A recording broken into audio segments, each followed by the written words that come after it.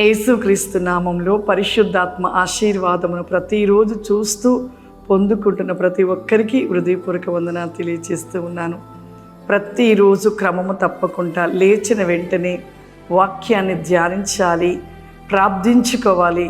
పరిశుద్ధాత్మ యొక్క ఆశీర్వాదాన్ని మనం పొందుకుంటూ ఉండాలి.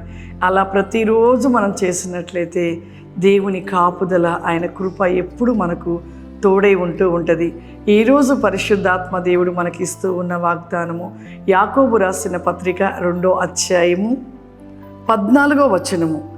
నా సహోదరులారా, క్రియలు లేనప్పుడు ఎవడైనను తనకు విశ్వాసము కలదని చెప్పిన ఎడల ఏమి ప్రయోజనము? క్రియలు లేకుండా విశ్వాసము నాకు ఉంది అని చాలామంది అంటారు. నేను ప్రభువును నమ్ముతున్నాను, నేను ప్రభు యొక్క మాట ప్రకారము నేను నమ్మొచ్చు, ఆయన మాటను వింటూ ఉన్నాను అని చాలామంది చెప్తూ ఉంటారు. అసలు క్రియలు లేనప్పుడు నీ విశ్వాసము వ్యర్థం అంటున్నాడు. క్రియలు లేని విశ్వాసము వ్యర్థం అంటున్నాడు. నీలో ఒక క్రియలు కలిగి లేకుండా నువ్వు ఎంతగా యేసు ప్రభు నిజమైన దేవుడిని నమ్ముతున్నావు, కానీ నీ ప్రవర్తన, నీ క్రియలు సరి చేసుకున్నప్పుడు అవన్నీ కూడా నువ్వు నమ్మినా కూడా అది వ్యర్థముగానే ఉంటూ ఉంటుంది. చూడండి, యేసు ప్రభు నమ్మానంటారు, మందిరానికి వెళ్తున్నాము, కానీ క్రియలు, ప్రవర్తన, పాపముని విడవక మనలో ఉన్న బలహీనతలు, స్వార్థము, అసూయ, కపటము, ఇవన్నీ కూడా ఒక పాపపోయిన చెడు క్రియల్ని విడిచిపెట్టకుండా ఆ క్రియలను కలిగి ఉంటూ ఉంటారు. చెడు క్రియలు, మంచి క్రియలు ఉంటాయి. నువ్వు చెడు క్రియలను విడిచిపెట్టి మంచి క్రియలను ధరించుకోవాలి. ఆ మంచి క్రియలు ఏంటి? ప్రేమ, సంతోషము, సమాధానము, ఇతరులు ప్రేమించడము, అనేకమైన విషయాలలో మనం అనేకులకు సహాయం చేసే ప్రతి విషయము, ఒక మంచి స్వభావం, క్రీస్తు యొక్క స్వభావాన్ని కలిగి ఉన్నప్పుడే, అవి నీకు క్రియలుగా నిలిచి ఉన్నప్పుడే నీ యొక్క విశ్వాసము, నీ యొక్క విశ్వాసాన్ని కలిగి నువ్వు ఆ క్రియలు కలిగి ఉన్నప్పుడే నీవు ఒక దీవించబడతావు, ఆశీర్వదించబడతావు, ఆ పరలోకానికి ఒక వారసులుగా ఉంటావు. అంతేకాని నాకు విశ్వాసం ఉంది, నాకు క్రియలు లేవు అనుకుంటే క్రియలు లేనప్పుడు అన్నీ వ్యర్థమే. కాబట్టి నీవు క్రీస్తు స్వరూపంలోనికి మార్చబడమే దేవునికి ఇష్టం.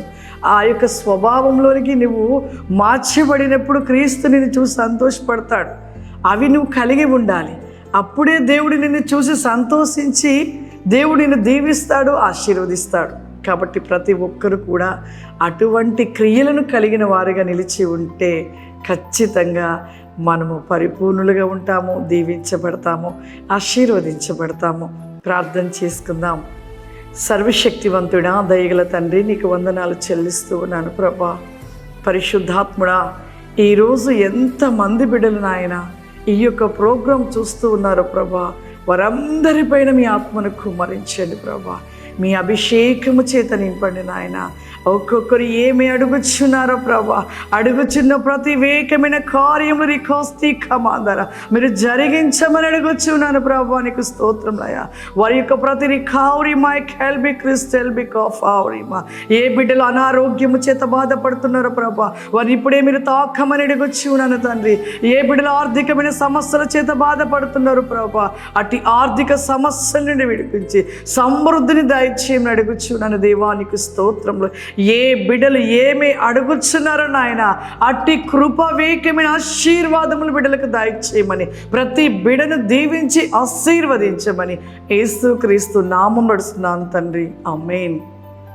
God bless you. దేవుడు మిమ్మల్ని దీవించును గాక. ఆమేన్.